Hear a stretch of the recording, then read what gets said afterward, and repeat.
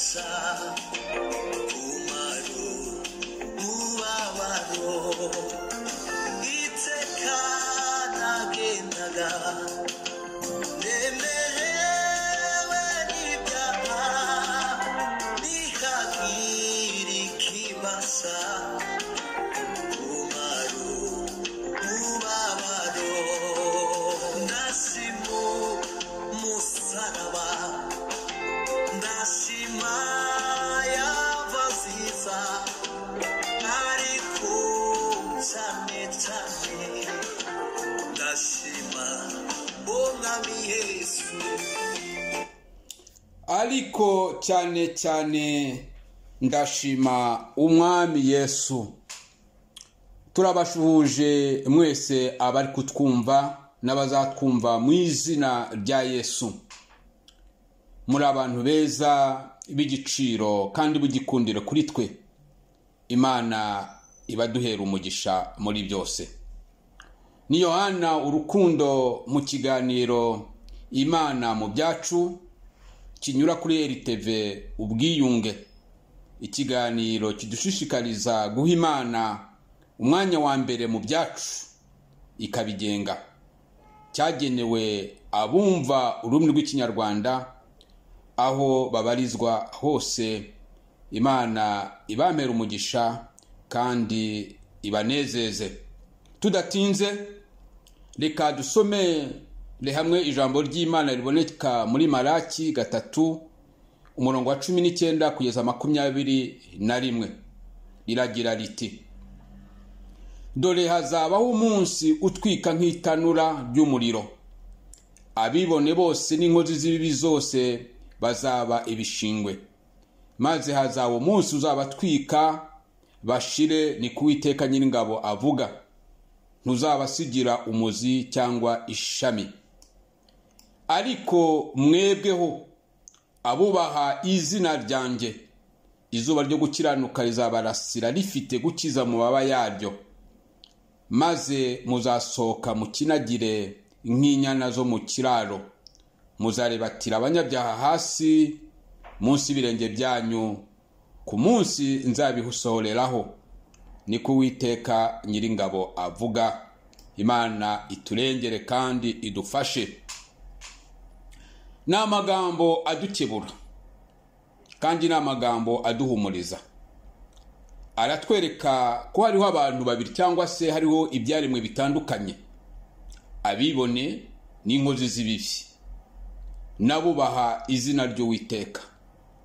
Kandi aratwereka neza ko abo bombi bafite iherezo ritandukanye. Hariho abazaba ibishingwe batwitswe n'itanura ry'umuriro. Hariho abazakinagira nk'inyana kandi bari batire abanyabyaha, abibona, abakozi b'ibibi munsi y'ibirenge byabo. Ikibabaje nuko ubwo bimeze gutyo twari bikwiye kwibaza ni mu kihe gice turimo. Ngewe ndi mu kihe gice, wowe uri mu kihe gice? Ese ndi mu gice cy'inkozi z'ibibi cyangwa ndi mu gice cy'abubaha Uwiteka? Ariko nubwo bimeze gutya, ndagira ngo umenyeshe ko abibone n'inkozi z'ibibi bazabibisingwe ku munsi utwika nk'itanura ry'umuriro, kandi nturuzabasigira umuzi cyangwa ishami. Imana iturengere. Ariko abubaha Uwiteka bakubaha izina rye, izuba ryo gukiranuka rizabarasira rifite gukiza mu mababa yaryo.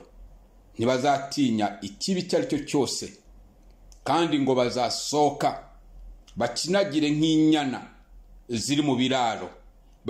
Baribatire abanyabyaha munsi y'ibirenge byabo. Ku munsi Uwiteka azabisohorezaho. Imana ishimwe kandi iturengere. Nibyo turi wacu mu mubiri, kandi tukiri mu isi aho dutuye duhura n'umubabaro, agahinda, duterwa n'uburwayi se, ubukene, kubura abacu, twakundaga kuko bapfuye cyangwa se bahunze cyangwa se bafunze cyangwa se bitewe n'izindi ngorane tutarondoreye hano.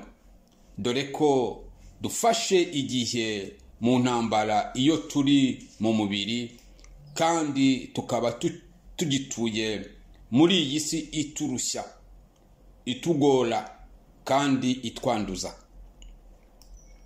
Ariko nubwo bimeze gutyo, ntibikwiye ngo dukamukemwo ubumuntu, ntibikwiye ngo tureke urukundo, ntibikwiye kwiyobagiza kugira uburwaneza, kugira neza, kandi ngo twibagirwe ko umubano mu bantu ari ingenzi kandi ko ari ngombwa.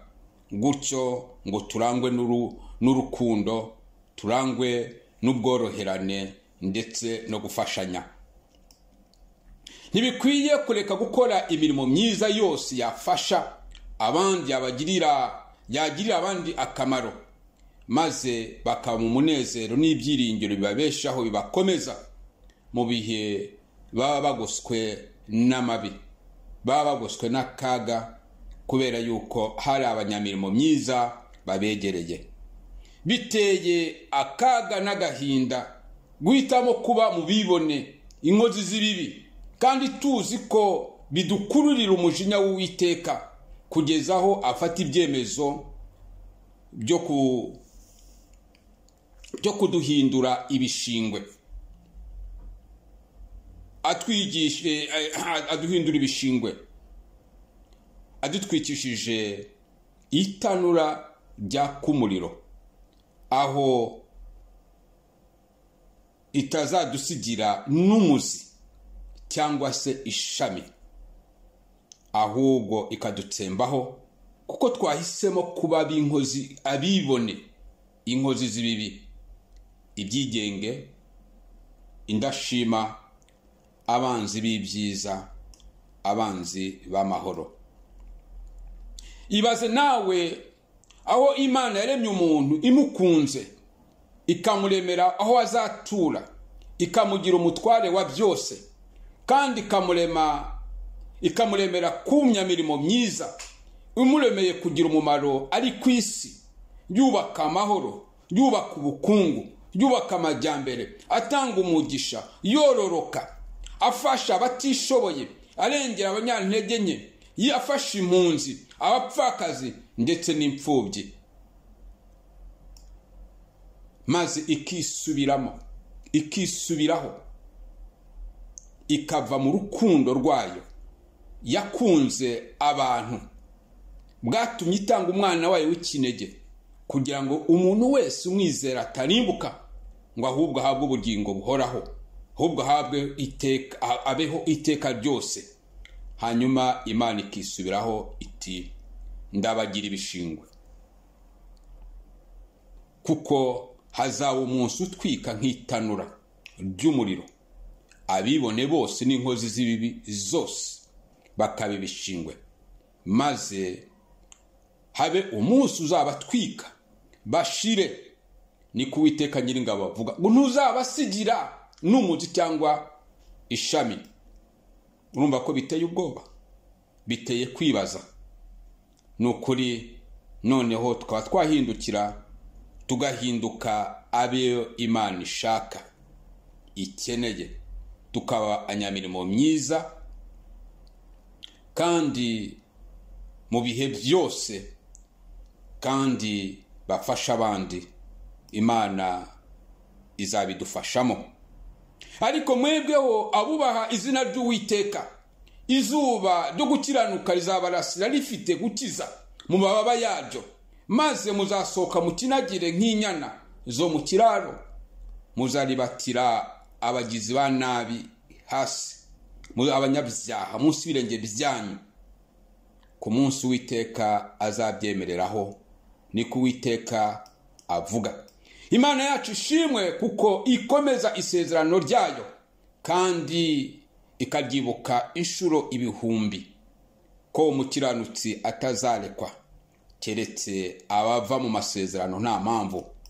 uwo mukiranutsi yaratatse uramwumva kandi imukiza amakuba ye yose, ndetse arakomanga arakingurirwa, atabaje iramutabaza imwereka ibikomeye biruje ndetse atamenya, kandi ibimutambutsamo agenda yemye.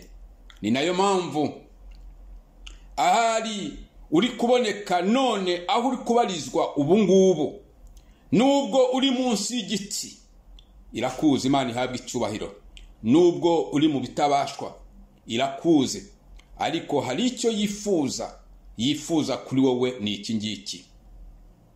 Kandi aho waba uri hose, uko waba uri meze kose, ntube mu byizerwa, ntureke urukundo rwawe rwa mbere, ahubwo ukomeze gukiranuka kandi ugeze ku gupfa, ngo nayo izaguha ikamba ry'ubugingo.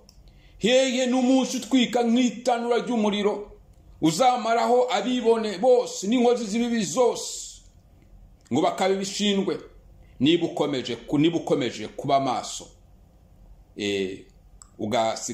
ugasigasiga gukiranuka kwawe, ibyo kwizera, ukaba umunyamirimo myiza kandi ugirira abandi akamaro. Mureke uyu mwaka w'2022 tube abubaha izina ry'Uwiteka, maze izuba ryo gukiranuka rizaturasire rifite gukiza mu mababa yaryo, maze tuzasohoke dukinagire nk'inyana zo mu biraro, turibatire abanyabyaha hasi munsi y'ibirenge byacu, ku munsi Uwiteka azabyemereraho akabisoza. Imana imenya byose ibamera umugisha kandi ibahaza ibyiza muri byose. Yari Yohana Urukundo kuri RTV Ubwiyunge. Nuko Imana ibamera umugisha kandi imvura igwa nikomeza, turacyari kumwe. Amena.